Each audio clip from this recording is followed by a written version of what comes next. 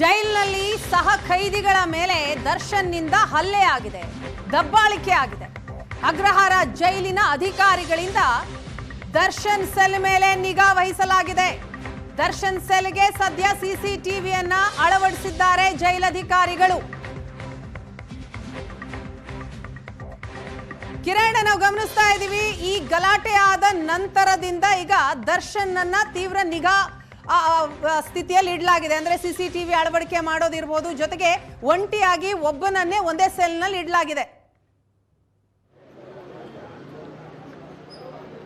ವೀಣಾ, ಖಂಡಿತ ಬೆಂಗಳೂರಿನ ಪರಪ್ಪನಗರ ಜೈಲಿನಲ್ಲಿರ್ತಕ್ಕಂಥ ದರ್ಶನ್ ಮೇಲೆ ಸಾಕಷ್ಟು ನಿಗಾ ವಹಿಸಲಾಗಿರ್ತಕ್ಕಂಥದ್ದು. ಮುಖ್ಯವಾಗಿ ಏನಂದರೆ, ಯಾವಾಗ ಐಷಾರಾಮಿ ಕೊಡ್ತಕ್ಕಂಥ ವಿಡಿಯೋಗಳು ವೈರಲ್ ಆಗುತ್ತೆ, ಹೀಗಾಗಿ ದರ್ಶನ್ ಸೆಲ್ ಮೇಲೆ ನಿಗಾ ಇಡಿಸಲಾಗಿದೆ. ಹಿರಿಯ ಅಧಿಕಾರಿಗಳ ಸೂಚನೆ ಮೇರೆಗೆ ADGP ದಯಾನಂದ್ ಈಗಾಗಲೇ ಬಂದಿಖಾನೆ ADGP ಆಗಿರ್ತಕ್ಕಂಥದ್ದು.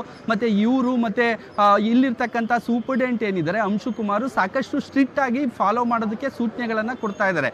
ಹೀಗಾಗಿ ಅವರೇ ಸಹ ಖುದ್ದು ಪರಿಶೀಲನೆ ಮಾಡ್ತಾ ಇರ್ತಕ್ಕಂಥದ್ದು ಸೆಲ್ ಬಳಿ ಹೋಗಿ. ಹೀಗಾಗಿ ಅವರ 24/7 CCTVಗಳನ್ನು ದರ್ಶನ್ ಸೆಲ್ ಬಳಿ ಅಳವಡಿಸಿರ್ತಕ್ಕಂಥದ್ದು. ದರ್ಶನ್ ಕೂಡ ಕೋರ್ಟ್ನಲ್ಲಿ ಅಲಿಗೇಷನ್ ಮಾಡ್ತಾ ಇದ್ರು, ನನಗೆ ವಾಕಿಂಗ್ ಮಾಡೋದಕ್ಕೆ ಬಿಡ್ತಾ ಇಲ್ಲ, ಬೆಳಗ್ಗೆ ಸಂಜೆ ನನಗೇನು ಫೆಸಿಲಿಟಿಗಳನ್ನು ಕೊಡ್ತಾ ಇಲ್ಲ ಅಂತ ತಮ್ಮ ವಕೀಲರ ಮೂಲಕ ಅಪ್ಲಿಕೇಶನ್ಗಳನ್ನು ಕೋರ್ಟ್ನಲ್ಲಿ ಸಲ್ಲಿಸ್ತಾ ಇದ್ರು. ಈ ಸಾಕಷ್ಟು ಅಲಿಗೇಷನ್ಗಳಲ್ಲಿ ಬಂದು ವಿಡಿಯೋಗಳು ವೈರಲ್ ಆದೋ, ಇದರಿಂದ ಸಾಕಷ್ಟು ಸ್ಟ್ರಿಕ್ಟ್ ರೂಲ್ಸನ್ನು ಜೈಲು ಅಧಿಕಾರಿಗಳು ತಂದಿರತಕ್ಕಂಥದ್ದು. ಹೀಗಾಗಿ ದರ್ಶನ್ ಸೆಲ್ನಲ್ಲಿ ಯಾರೆಲ್ಲ ಹೋಗ್ತಾರೆ, ಏನು ಮಾಡ್ತಾರೆ, ಮತ್ತು ಇವರು ಸೆಲೆಬ್ರಿಟಿ ಇರೋದ್ರಿಂದ CCTVಯನ್ನು ಅಳವಡಿಸಿ ನಿಗಾ ಇಡೋದಕ್ಕೆ ಪ್ಲಾನ್ ಮಾಡಿರ್ತಕ್ಕಂಥದ್ದು. ಹೀಗಾಗಿ ದರ್ಶನ್ ಸೆಲ್ ಬಳಿನೇ ಸಹ CCTVಯನ್ನು ಅಳವಡಿಸಲಾಗಿದೆ.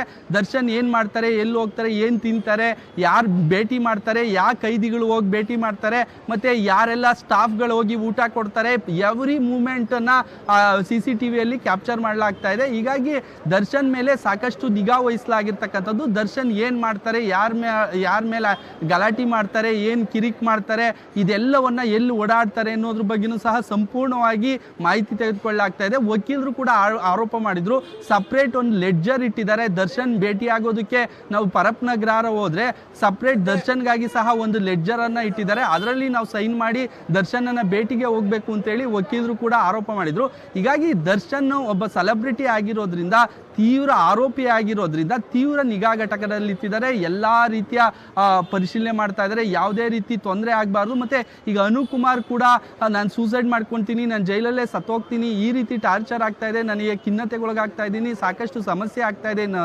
ದೃಷ್ಟಿಯಿಂದ ಅನುಕುಮಾರ್ ಬಗ್ಗೆನೂ ಸಹ ಸಾಕಷ್ಟು ಜೈಲಧಿಕಾರಿಗಳು ನಿಗಾ ವಹಿಸಿದರೆ. ಒಟ್ಟಾರೆ ದರ್ಶನ್ ತನ್ನ ಚಾಳಿಯನ್ನು ಮುಂದುವರಿಸಿದ್ದಾರೆ. ಗಲಾಟೆ ಮಾಡೋದು, ಅಲ್ಲಿ ಗಲಾಟೆ ಮಾಡೋದು, ಹೊಡೆಯೋದು, ಅಲ್ಲಿ ಸೆಲ್ನಲ್ಲಿ ಕಾಲಲ್ಲಿ ಒದ್ದೆಯೋದು, ಬೆಳಗ್ಗೆ ಆದರೆ ಎದಳಿ ಅಂತೇಳಿ ಕಾಲಲ್ಲಿ ಒದ್ದು ಗಲಾಟೆ ಮಾಡೋದು, ಈ ರೀತಿ ಕೃತ್ಯಗಳು ಮಾಡ್ತಾ ಇರ್ತಕ್ಕಂಥದ್ದು. ಇದರಿಂದ ಜೈಲು ಅಧಿಕಾರಿಗಳು ಸಹ ಸಾಕಷ್ಟು ಕಿರಿಕಿರಿ ಉಂಟಾಗಿದೆ.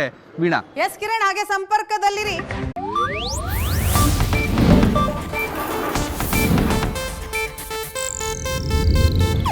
ಇದು ಏಷ್ಯಾನೆಟ್ ನ್ಯೂಸ್ ನೆಟ್ವರ್ಕ್ ಪ್ರಸ್ತುತಿ.